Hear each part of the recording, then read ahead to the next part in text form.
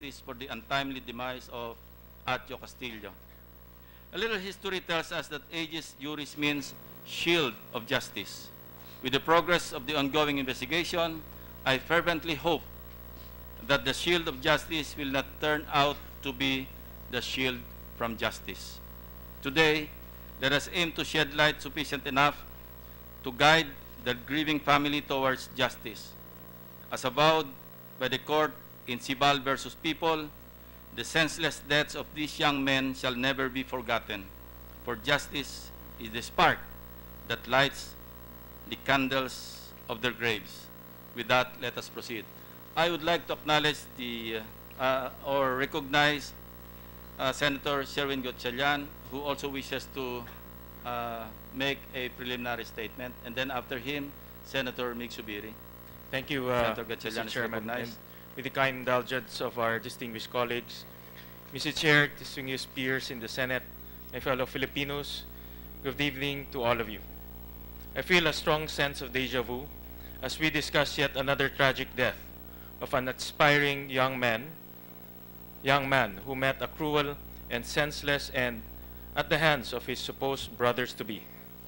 3 years ago, when I was a member of the House of Representatives, my colleagues and I came together to seek justice for an outrageous killing of another hazing victim, Julio Servando, an 18-year-old student of the De La Salle College of St. Benilde.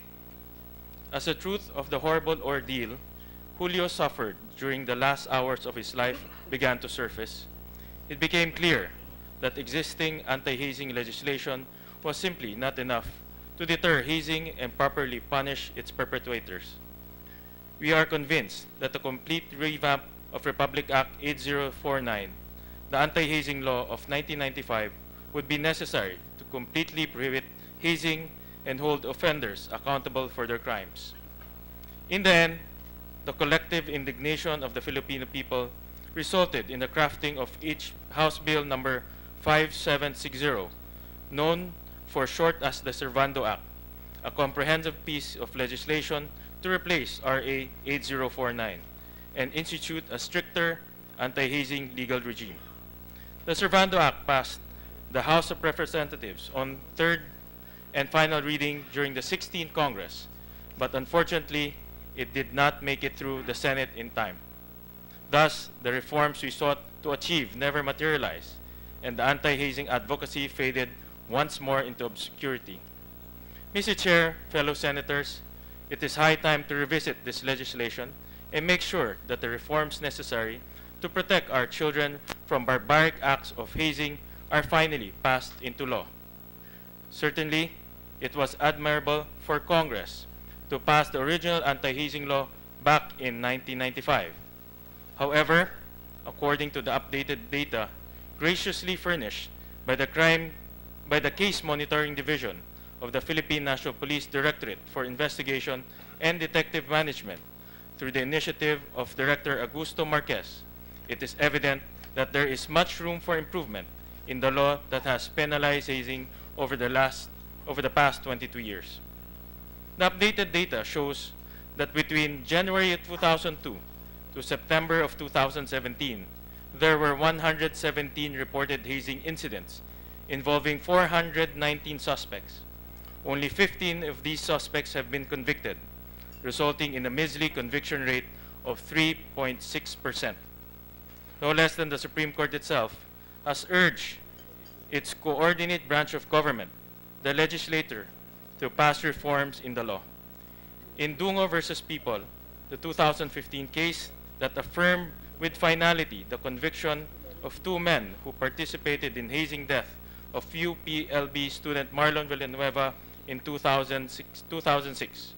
The court said that the law is far from perfect and proposed several amendments, including the imposition of penalties for non-compliance with requirements for filing written notice with the school and having school representatives present at the initiation, as well as taking into account the psychological harm to victims in penalizing hazing.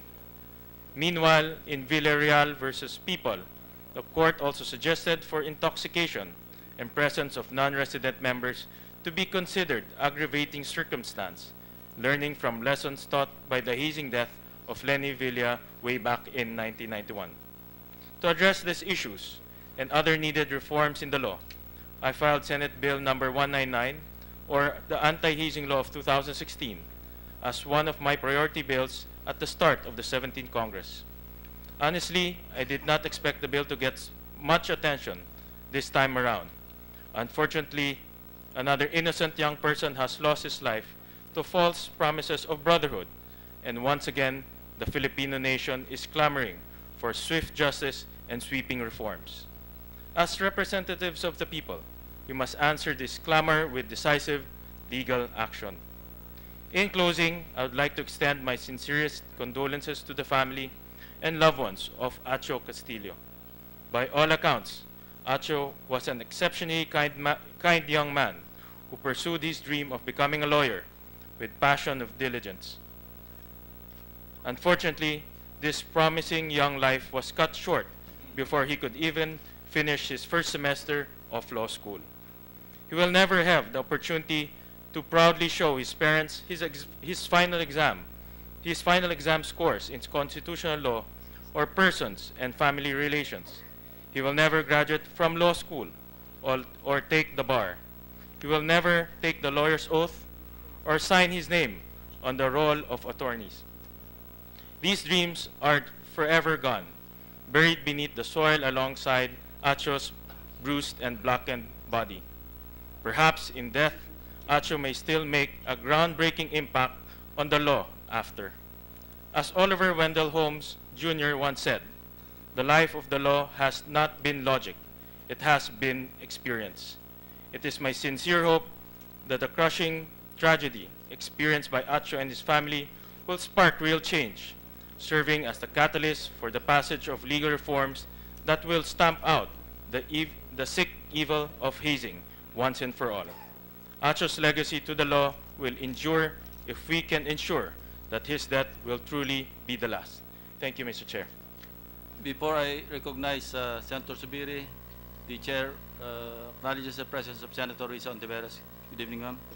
And before that, I'd like to inform the body that another member of IG's Juris Fraternity, in the person of Mr. Jason Adolfo Rubinos, is present. He reported to my office earlier this afternoon at around 5 o'clock. So may we call Mr. Jason Adolfo Rubinos. Please occupy your seat here. He's also accompanied by his lawyer. So Senator Subiri is recognized. Thank you, Mr. Chairman. Mr. Chairman, no one, I repeat, no one deserves to die from hazing, from a brutal and senseless death. We have a law, Republic Act 8049, or an act regulating hazing and other forms of initiation rights in fraternities and sororities and other organizations. Unfortunately, since its enactment into law in 1995, with dozens of reported deaths due to hazing, only one conviction has been decided by the court. Only one. Other accounts place that there could be more than 100 deaths due to hazing, but the rest are not reported or do not reach the courts. So much senseless death. My dearest colleagues, so much wasted youth. The bright future of these students suddenly gone, as was the case of Atio Castillo. When will these barbaric acts of so-called brotherhood stop? You're supposed to welcome new members and protect them, and not protect them like family, and not hurt them or kill them. No wonder the culture of violence never ends in our country, as those who swear an oath to defend our laws are the same ones who commit the violence. This must stop. No parent should bury their children from such senseless deaths, deaths from violence and crime. It's about time that we prohibit hazing. We need to pass a new law that will not only regulate hazing, but ban it outright. Brotherhood or sisterhood should not be realized at the expense of the lives and future of our youth. We should put a stop to this senseless death. We should put a stop to hazing once and for all. Thank you, Mr. Chairman. Thank you, Senator Subiri. Committee Secretary, kindly administer the oath to the resource persons present.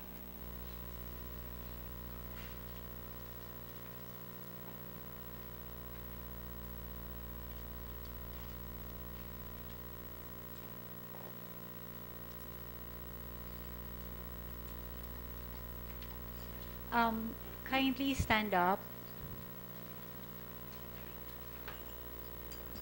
And please raise your right hand. Lahat ka mo, everybody. May I request everyone to please stand. Except Senator Lina. Kindly rise and raise your right hand. Everybody, please. Do you solemnly swear to tell the truth, the whole truth, and nothing but the truth in this Senate investigation? Okay, thank you. Thank you. For an orderly proceeding, we'll allow the senators to ask their questions in the order of their arrival. First to arrive, Senator Grace Poe, followed by Senator Subiri, Senator Gatchalian, Senator Villanueva, Senator Drilon, Senator Ejercito, Senator Aquino, Senator Soto, and Senator Ontiveros, in that order. So, Senator Poe, you have the floor. Mr. Chair, You have 10 minutes to ask your questions. ipapaubaya ko muna ang aking oras kay Senator Joel Villanueva na hindi mabuti ang pakiramdam ngayon at kailangan pumunta sa ospital. With the permission of Senators Subiri, Gatchalian, and Senator Subiri and Senator Gatchalian. Thank you. Thank you very much, Senator Grace. Thank you, Mr. Chair.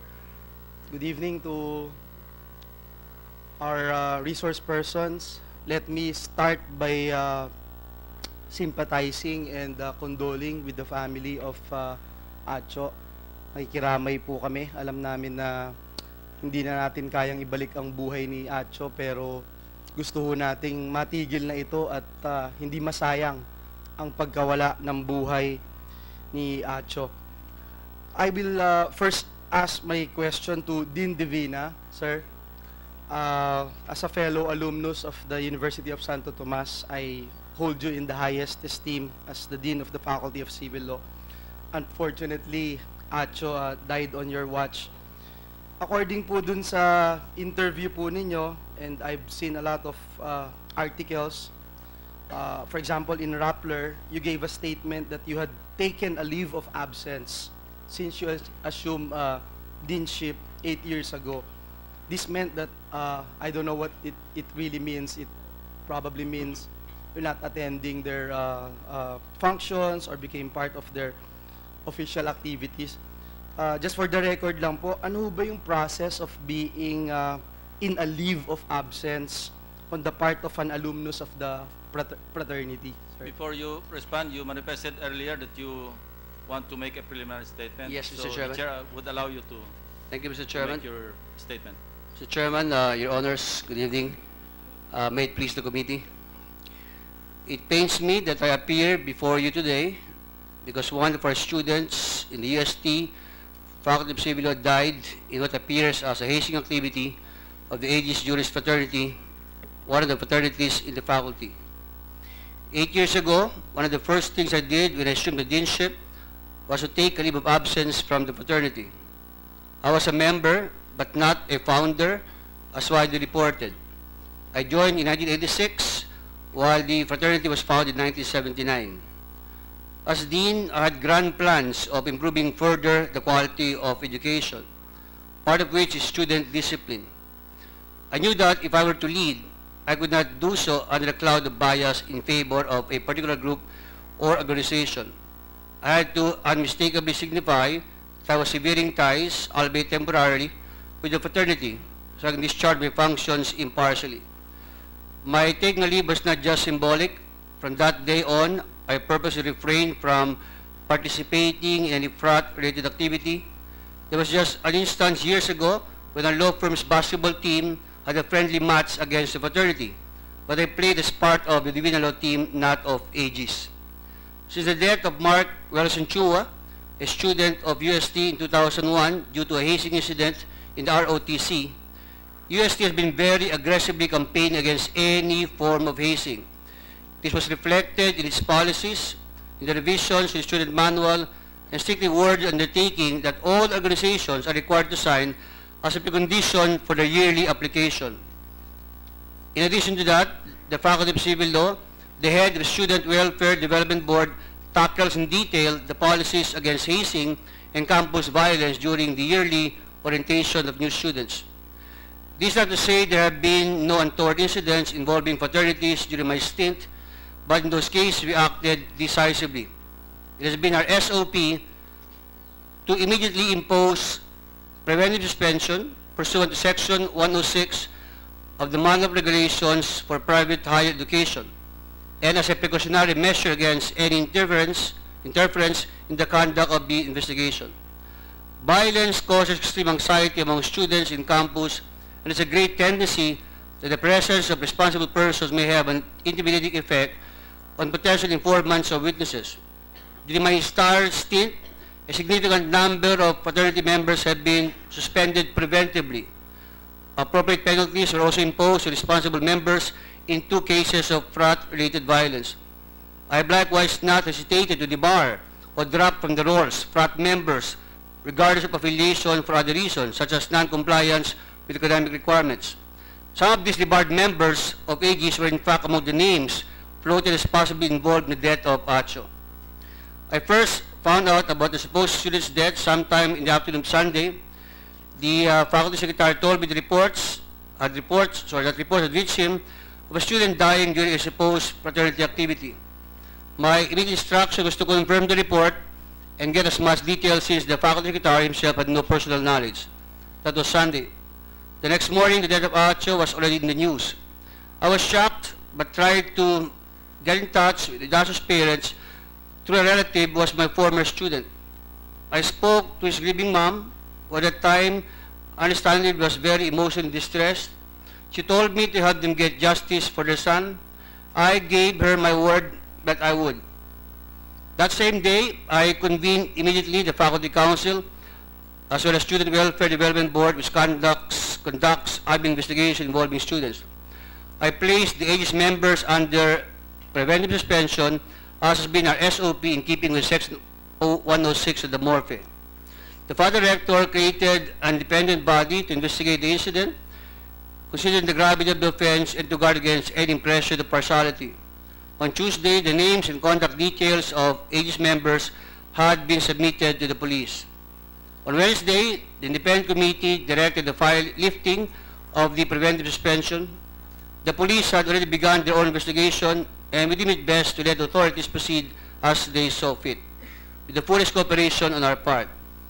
That same day, I went to the wake of Atio, along with other UST officials, and again vowed to his grieving parents that I would do everything in my power to help bring those responsible to justice. Since finding out what happened, I had made a plea for those involved to come out and assist in the investigation. One of them heeded my call, John Paul Solano, who is now in the custody of MPD. To the rest, I reiterate my call for them to surface and shed light on what happened. It is a time for them to show courage and adherence to the law. Act like lawyers they had hoped to be, and not like criminals who hide in the dark and cower in fear. There's nothing shameful in owning up to one's mistake. I know that this is just the start of a long process of attaining justice. We need more participants to come out to shed light on the facts, and it's my hope that John Paul's brave example will be followed by the rest. Like I have told the EST community, we should let our grief be at the same time our wake-up call. We're not going to allow the death of Atio to be in vain. Those responsible will be meted the appropriate penalties.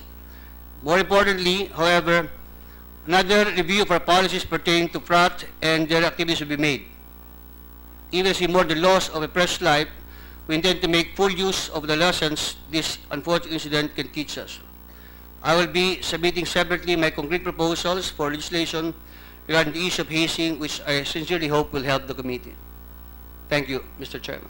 The chair recognizes the co-chair of this joint committee hearing, the chairman of the Committee on Justice and Human Rights, Senator Dick Gordon. Good evening, sir. Please proceed. Sir, were you aware of the rites and rituals of the Aegis Juris Fraternity, such as the holding of a welcome party after the so-called finals, during the course of which Atio allegedly died? I'm not aware, Mr. Chairman. You are not aware. As a fraternity alumnus, you are definitely held in high esteem by your fraternity. And that's why there was a statement made by Atio na isa po sa mga member ng fraternity ay naging dean na ng UST Faculty of Civil Law. Do you categorically deny any participation or in any part of the fraternity's initiation process? I deny categorically, Mr. Chairman. Thank you, Dean. Dean, I will get to overall policy implementation in my questioning later, but I want to assess the implementation of Republic Act number 8049 insofar as Atio's case is concerned. Section 2 of Republic Act number 8049 requires that prior to any rites or rituals, written notice must be filled or submitted to the school authorities at least 7 days before the activity. Sir, do you have a record of how many fraternities, sororities, or organizations filed notices with the administration of the Faculty of Civil Law in compliance with Section 2 of Republic Act number 8049? Mr. Chairman, hazing in whatever form or manner is prohibited by UST. The manual of UST provides explicitly that it is not allowed, is prohibited. In fact, it's a condition for recognition that the officers must undertake not to perform any act of hazing, Mr. Chairman. So you're saying that Aegis Juris did not file or submit a notice prior to the initiation rights of Atio? None, Mr. Chairman. If notice was not filed by Aegis Juris for the initiation of Atio, then you would agree with me, Dean Divina, that the fraternity violated Republic Act number 8049. Yes, Mr. Chairman, and even if there is notice, as I said, hazing in whatever form or manner is not allowed in UST. I thank you for that, but unfortunately, Mr. Chair, the law is also silent on the penalty to be applied when there is a violation of Section 2. Mr. Chair, just to go on, may I ask Dean Divina, what are the existing fraternities, sororities in the UST Faculty of Civil Law? You have Aegis Juris Fraternity, Mr. Chairman, Gamma Delta Epsilon, Suprema Lex, Lex Equitas Sorority, Regina Legis, and Astria Sorority, Mr. Chairman. And these existing fraternities or sororities recognized or accredited by the Faculty of Civil Law? For this year, Aegis Juris is not recognized, Mr. Chairman. It's not recognized. That's right, Mr. Chairman. Because it's also a fact, Mr. Chairman, that Aegis Juris has not been accredited by the Office of Student Affairs of the University of Santo Tomas.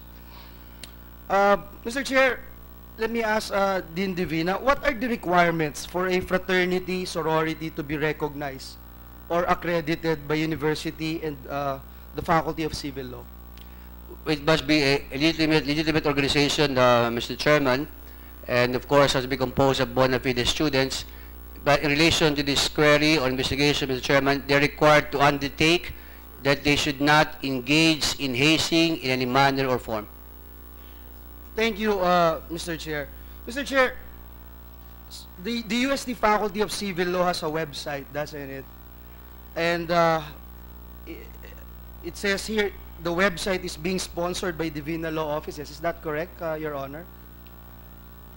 We commissioned a software developer to do the website, Mr. Chairman. Mr. Chairman, in the UST Civil Law website, there is a web page for the Faculty of Civil Law website. When one accesses the website and checks on non-academic organizations, you will be directed to a homepage. Non-academic organizations, Mr. Chairman. First in line is Aegis Juris Fraternity. But right now, Mr. Chairman, if you go to the website, wala na po ito, tinanggal na. But I have a copy, Mr. Chair. This is just recently nandun po. And I'm not sure, Mr. Chairman, if Atio actually saw this and thought it would be a good idea to join the fraternity. Is the Dean of the UST Faculty of Civil Law aware of this, Mr. Chair? I just coordinate with the Faculty Secretary, Mr. Chairman.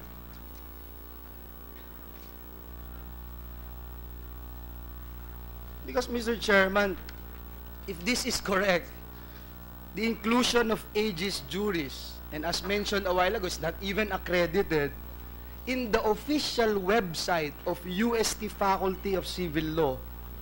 It appears to be an endorsement, Mr. Chairman, on the part of the school to join the fraternity for potential and current students of the school. Mr. Chairman, well, the website was put up years ago, and I'm not sure if it's updated, Mr. Chairman. Well, I'm telling you, Mr. Chair, that it's here.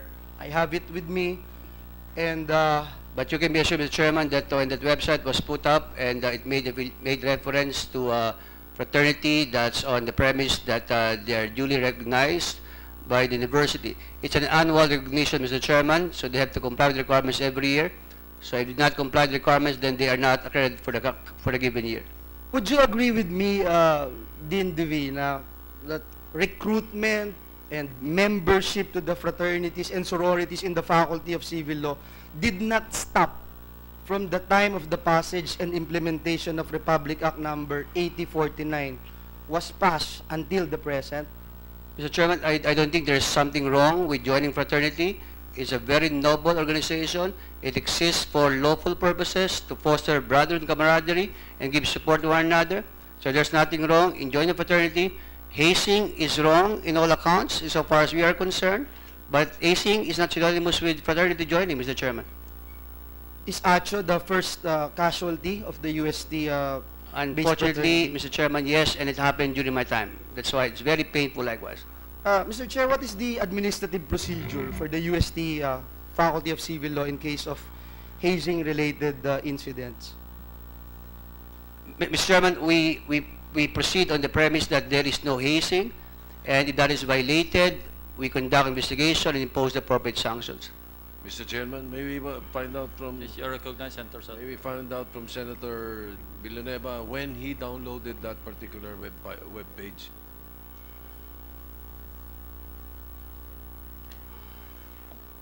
Couple of months ago, Mr. Chair. Yeah. Before the incident. And when you open it now, wala na? It's none. Well, Mr. Chair, may I ask now our police investigators, just for fact-finding questions. I'll be very brief, Your Honor.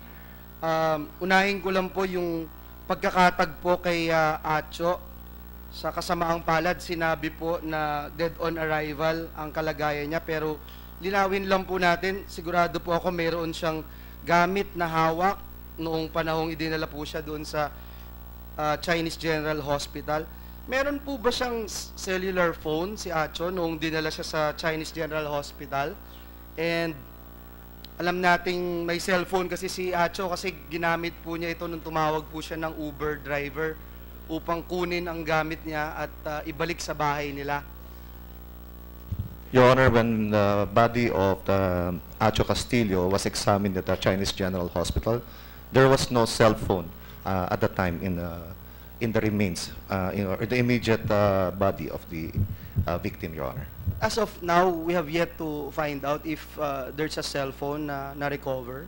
There was no cell phone recovered, but according to the parents of Atio Castillo, there were several missing items from his possession, to include the cell phone, certain personal effects, his wallet, credit cards, and sum of money. That is precisely why also we're charging them for robbery in that account, Your Honor. Pinatay na, ninakawan pa. Senator Villanueva, with your permission, I would just like to be clarified. Yung ustcivillaw.com, hindi updated po?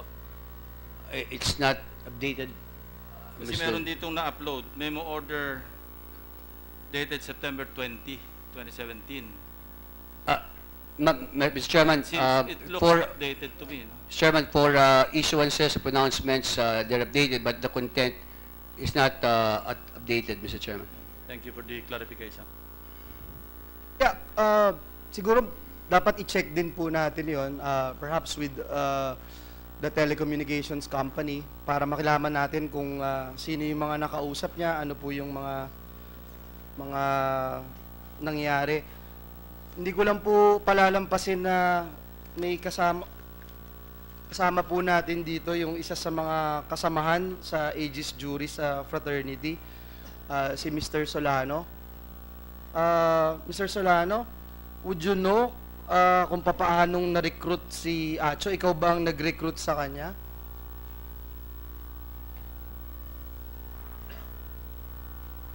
Good evening, Your Honor. No po. I'm an inactive member of the fraternity, and I'm currently not enrolled in the civil law. But would you know kung kailan siya ni-recruit? Papaano siyang in-approach? Your Honor, none in my personal knowledge. Thank you. Balikan ko na lang yung mga investigators natin. Sir, natukoy niyo po ba o alam niyo na ba kung saan nangyari ang insidente ng hazing na ikinamatay ni Atio? Sir. Based on the evidence provided by eyewitnesses and also from in the course of investigation, the hazing or initiation rites was held or conducted in the frat library premises located along Navarra Street between Dapitan and Laong-Laan Streets in Sampaloc, Manila, Your Honor. Alam ko po yan. Diyan yung bilyaran. Malapit sa Dapitan. Sir, lumalabas sa mga balita na nakaalis na po ng bansa si Ralph Caballes Trangia. Alam po ba natin kung nag-iisa po siyang lumabas o may kasama po siya? Meron na po ba tayong alam kung kailan nabili yung ticket na itong EVA Air ticket? Sino po yung bumili? May credit card po ba? Yes, sir. Initial information we have that Ralph Trangia left the country last September 18, bound for Taipei and then proceeding to the United States. With him is his mother, Miss Cecilia Trangia. As to the details of the purchase of the airline tickets and to the details of the travel, that is still subject of our ongoing investigation, Your Honor. Thank you, sir. Magwawakas na po ako. Alam niyo po ba kung policy question lang, sir, no? Alam niyo po kung mayroong agarang o special procedure na isinasagawa ang pulis kapag natukoy na dahil sa hazing ang rason ng pagkamatay ng isang dinala po kunyari sa ospital? Sir, for the information of the Honorable Senate, at the time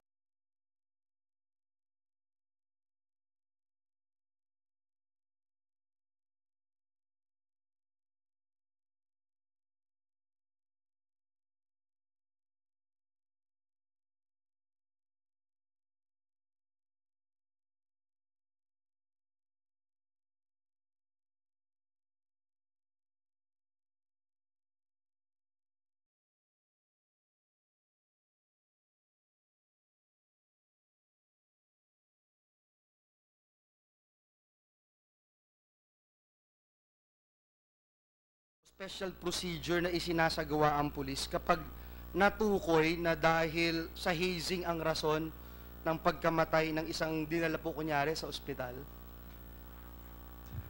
Sir, for the information of the Honorable Senate, at the time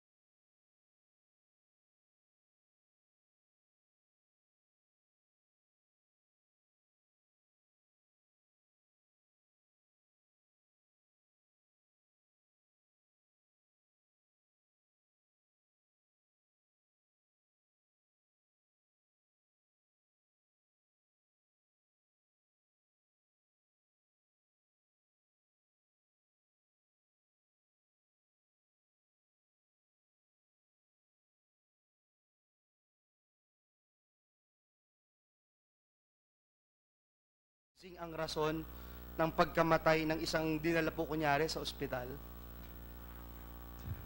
Sir, for the information of the Honorable Senate, at the time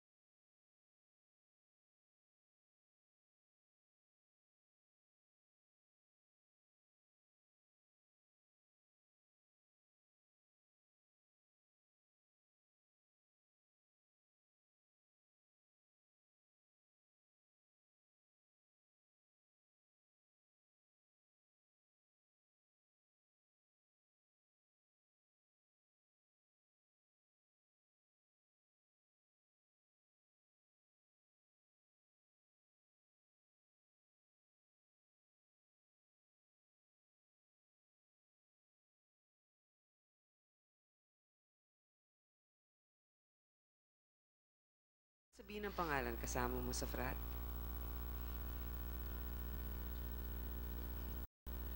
Yes po. I would confirm that one. Okay. So, tinawagan ka, tapos anong sinabi? They just said na punta raw ako. Punta ka saan?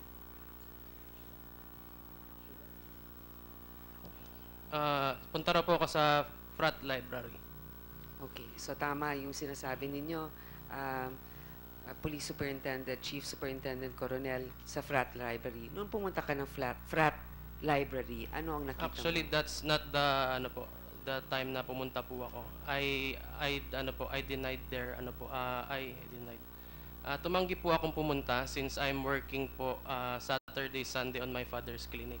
Okay. So, you didn't proceed to the I did frat not proceed library? right away. Right away, meaning you proceeded after a few hours passed. They called me again and they insisted. So, after they called you, ilang oras ang nakalipas? Around 30 to 40 minutes po, Your Honor. Okay, so so less than an hour. And then, what did you do? The same frat member called me po. And then you went to the library. I asked why, because the first time they called, I didn't ask why, and not that they didn't ask why. I asked why, but they said basta. Okay. The second time, they told me the reason why I should go. Okay. So when they told you the reason why you should go, what reason did they tell you?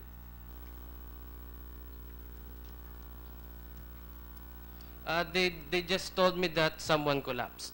Someone collapsed. Okay. So you proceeded to the library. Let's go there. Okay. So you were at the library. Yes po. And what did you see? I saw someone na nakahiga sa floor. Okay. And as soon as you saw that person lying on the floor, you examined that person. Why did they Yes. call you in particular? You're the medic? Do you have any medical training? I do have medical trainings po. Okay.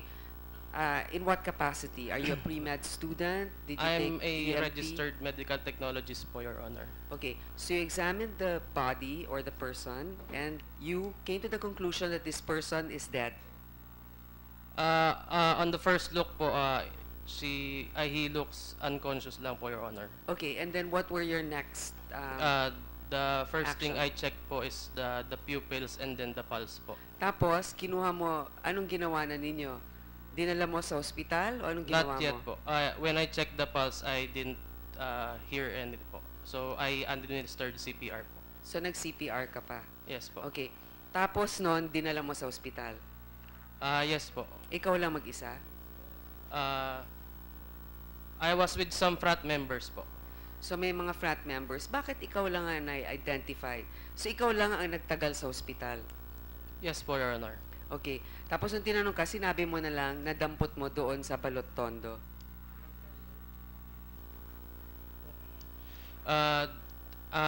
Ang totoo po, Your Honor, they told me to say it. Who told you to say? A frat member po that I would include in my affidavit po. Okay. Alam mo, Mr. Solano, parang gusto ko maniwala talaga na ikaw yung ginagawa nilang biktima din dito eh. Dahil kung kasama ka man o hindi, sigurado ko hindi ka nag-iisa dyan. So, maaaring tinawagan ka na lang nga nila nung bandang huli para dalhin nitong si Atio doon sa ospital. Ngayon, babalik ako sa inyo mamaya siguro kung may oras pa. Pero nais ko munang tanungin, siguro si Mr. Castillo. Mr. Castillo, totoo ba yung napabalita na tinawagan ninyo si Dean Divina para alagaan ng anak ninyo dito sa initiation rites or dito sa, ano bang tawag dito? Initiation. Opo. Hindi po totoo yan. So wala kayo. Hindi mo kilala si Dean Divina? Hindi ko po siya kilala. Okay. Ngayon, Dean Divina, kayo ay, well, isa kayo sa mga naging miyembro pero ngayon kayo ay on leave na. Nung nalaman ninyo yung nangyari, dahil kayo yung dean dito sa UST faculty kayo, ano yung una ninyong ginawa? Tinawagan po ang aming faculty secretary. Sinabi ko na mag-gather po ng more details at kunin yung name and address kung available. Ang plano ko sana, Your Honor, pag nakuha namin yung pangalan at address at ma-confirm talaga may patay, pupunta ko po sana yung parents. And sinabi ko po sa aming faculty secretary na sabihan din aming Father Regent para malaman niya. Nung Monday po, lumabas na yung balita, kaya napatawag po agad ako ng meeting na aming faculty council. Anong petsa yung Monday? September ano yun? Ay, hindi bala na. Kasi nakakabawas din to sa oras. Marami akong gustong tanungin sa inyong nandito. Isa sa mga naging action mo ay suspindihin yung mga di umanong nasama dito sa fraternity hazing na ito. Alam nyo, marami na ring mga, totoo ba na itong aegis juris na ito, nasama rin sa isang pagkakagulong nangyari sa Manila Hotel. Mr. Coronel, nagkaroon ng insidente, hindi ba?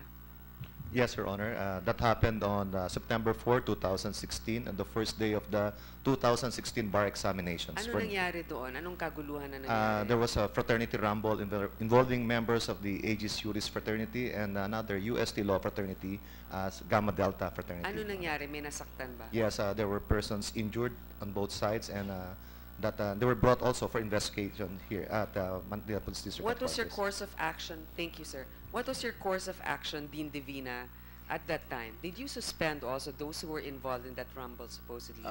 Yes, Mr. Chairman, I issued the order of suspension, preventive suspension against all members and officers of both fraternities. And I created right away a committee to conduct an But investigation. right after the investigation, not when the investigation was Your Honor, pending. the Monday following the incident, I issued the order right away. Okay, because what's quite surprising also is that even before all of the facts were, well, not even all, but even before the PNP had any action done, you already suspended the students, correct? Yes, Your Honor. It's a preventive suspension, Your Honor. It's a precautionary measure against possible interference in the conduct of the investigation. At the same Interference, they're not exactly in a position of power, these Your Honor, students. Your Honor, I mean talking to possible or potential witnesses. Yeah, And at but- the same, Yeah, same pero, sorry, Dean, ha. Mr. Coronel, hindi ba mas nahirapan pa nga kayong hanapin itong mga estudyanteng ito dahil hindi na nagpapapasok? At the time after the Axio Castillo report given to us, we had a difficult time looking for members of the Aegis fraternity. Precisely because they weren't anymore showing up in school, right? Because we were told that they had been prevented or prohibited from entering the school campus at that time as a result of the suspension order issued by the Dean of Faculty. Okay. Sir, After the incident, after these things happened, do you have any information where those fraternity members gathered after the crime was committed? Meron ba kayong impormasyon kung saan sila nagpunta? Sinong kumupkop sa kanila? Sir, Yes. you're under oath. Please tell us what you know. No, Mr. Coronel, kayo.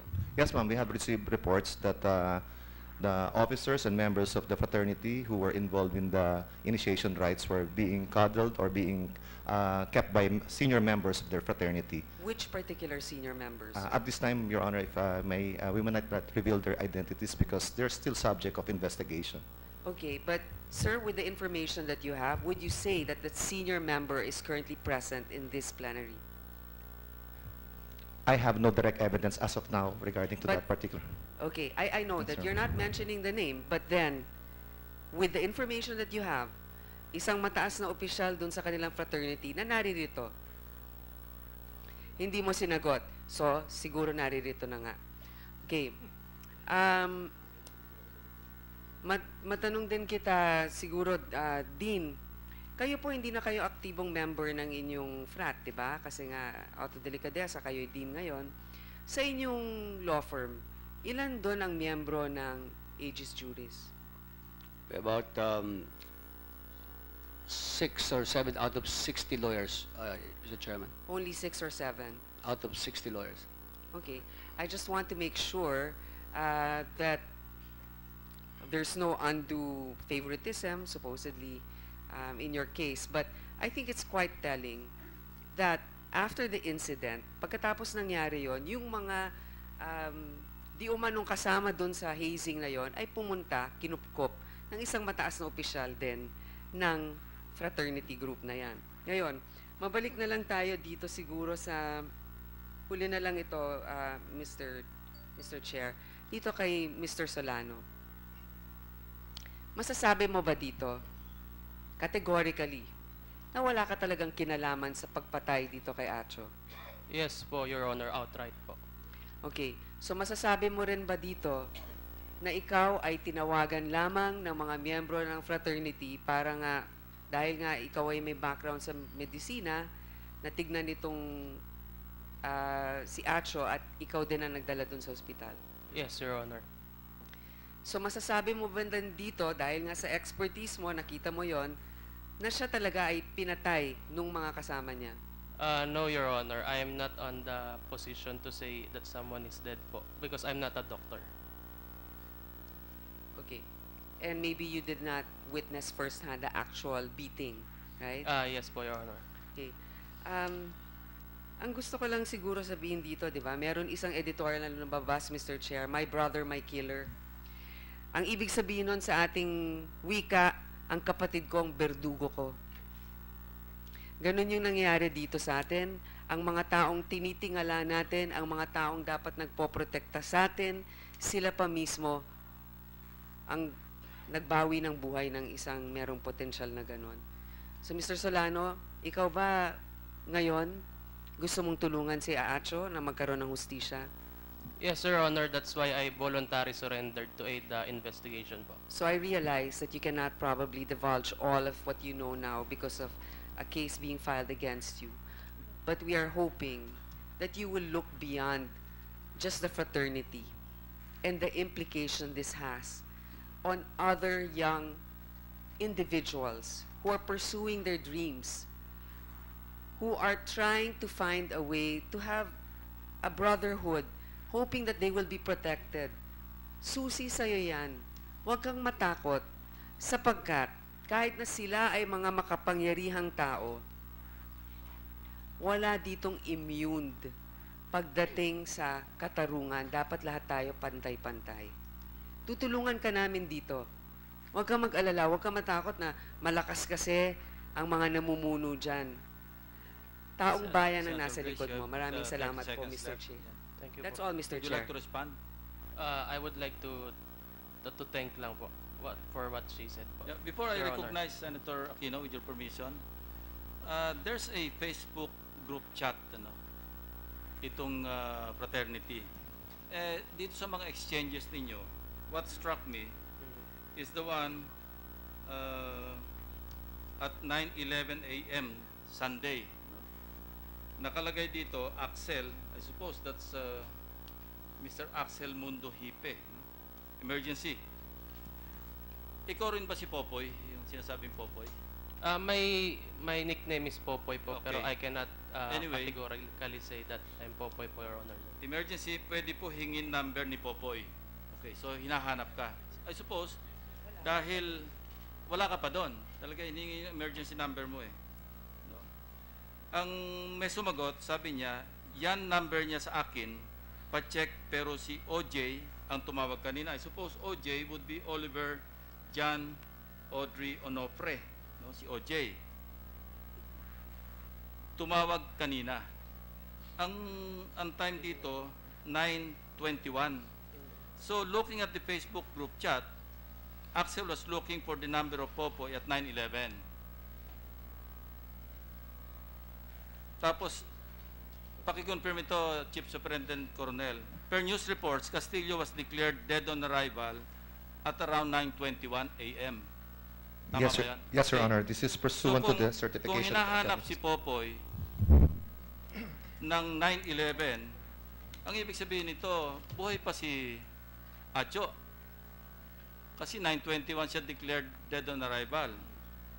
Following this timeline, yun nga, it appears that Solano had already picked up the body and was already on his way to the hospital. Na-imbestigahan nyo ba ito, Jigs?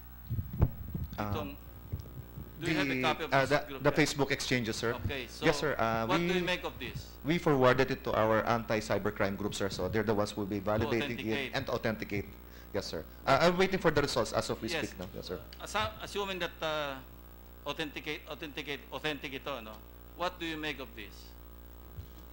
Apparently, there's a conspiracy to cover up the details Yes, regarding because that. pagkatapos noon, ang sabi ni Arvin, ito yung si Arvin Balag, delete nyo na muna.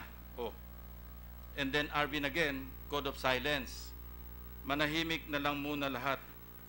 Arvin again, deactivate kayo account. May sumagot, deactivate ako. And then Popoy, Brads, applicable dito 3 hours detention rule, di ba? So maybe this can... Yes, sir. this is part of your investigation. That's part of our cybercrime exploitation and Yes. investigation. It's part of the evidence once authenticated by your cybercrime unit, cybercrime group Yes, Your sa Honor. PNP. Okay, thank you.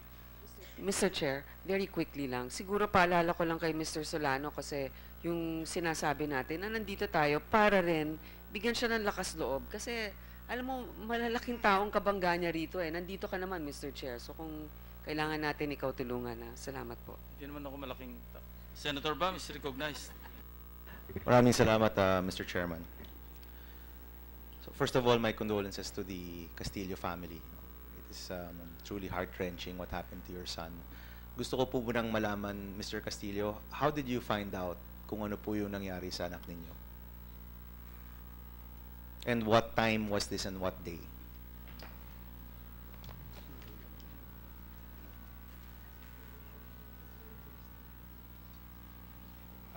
I have a statement. Yeah, please, Mr. please, go ahead, sir.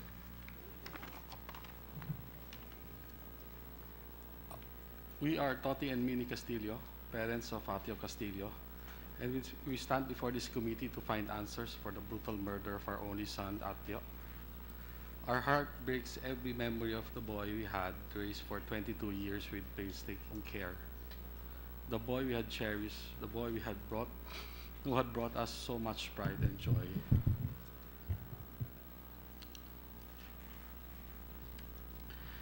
He had many hopes and dreams. He wanted to be a lawyer, a senator, and even a justice of the Supreme Court. And we dreamed all of this with him. We are devastated that senseless and barbaric acts can put an end to those dreams so abruptly. We are no different from any other parent here. We live our lives for our children, wishing always to shield them from harm, to protect them from unkindness, to shelter them from injustice. We will forever be tormented by the thought that the Aedis Jewish fraternity invited him to their organization, only to treat him like an animal.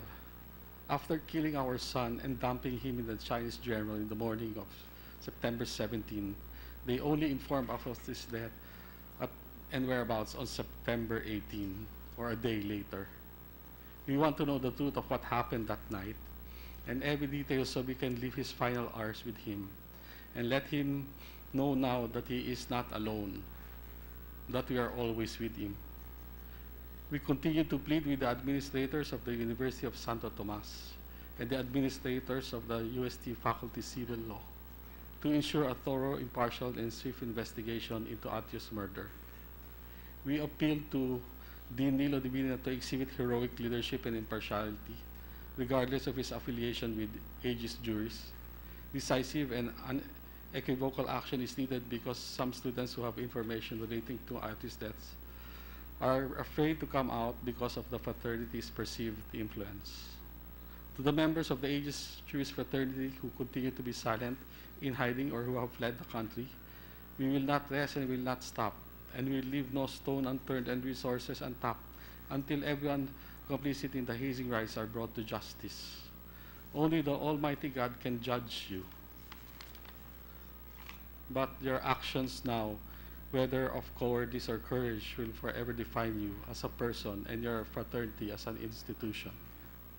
To the students of UST and classmates of Atio, or Hor, or as you call him, difficult as it may be, please tell us more about what you know regarding Atio's death.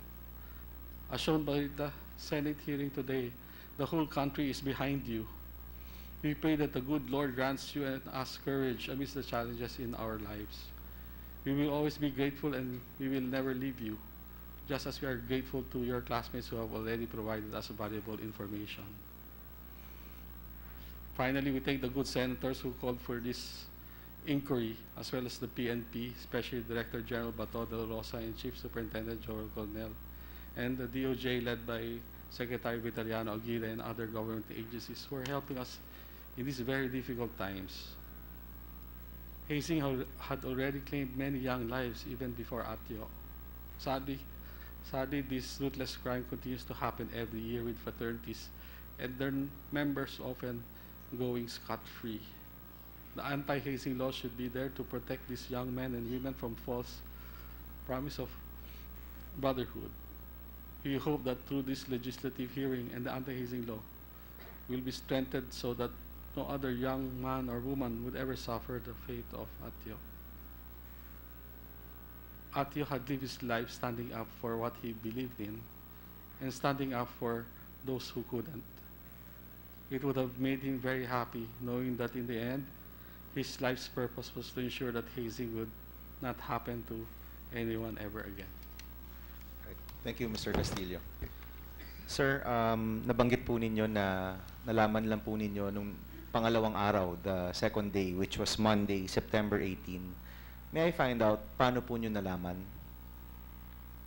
What happened was, we were waiting for our son. He promised us that he would be home Saturday morning, Sunday morning, coming from the maybe the final celebration or final ceremonies. I don't know what that means. And then Sunday morning came, and me and Minnie, we were waiting for